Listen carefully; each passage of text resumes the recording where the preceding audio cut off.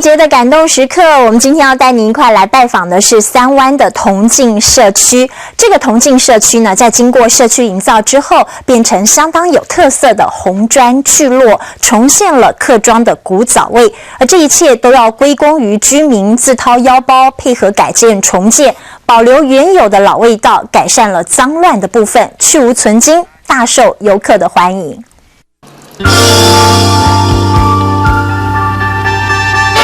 红砖古厝、古朴典雅，这样的乡村之美，就像是一幅画一样。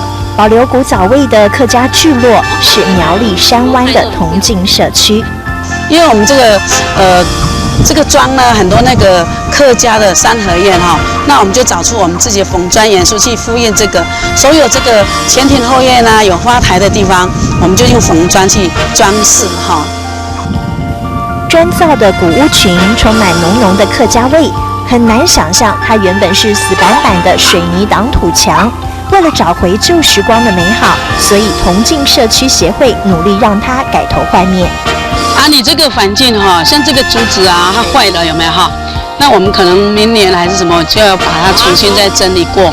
好，那个从入口、转角一直到整体营造，通通令人耳目一新。而为了保留古早味，全社区总动员。自己家的围墙、屋顶全部自掏腰包，统一风格，让社区亮起来，不再是单调的土灰色。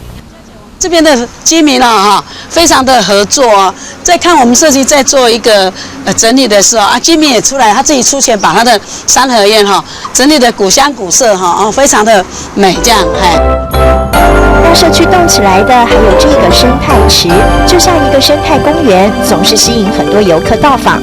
团结的客庄精神，让居民拥有美丽家园。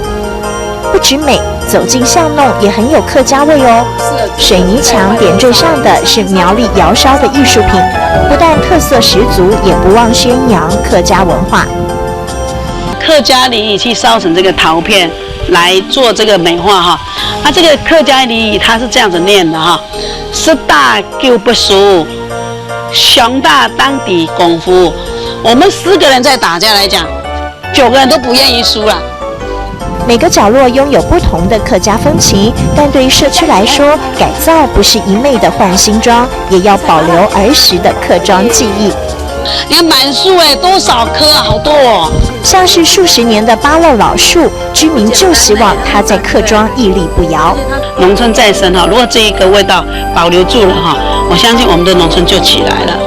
复古风、怀旧风，居民团结一致，让这里重回旧时的淳朴，也回到大家互助互信的美好时光。砖造屋瓦的古朴引人入胜，巷弄里窑烧的客家风情，转角间芭乐树的儿时回忆，都在同静客庄里蔓延。当生态池畔孩子嬉闹，银铃笑声串起感动时刻。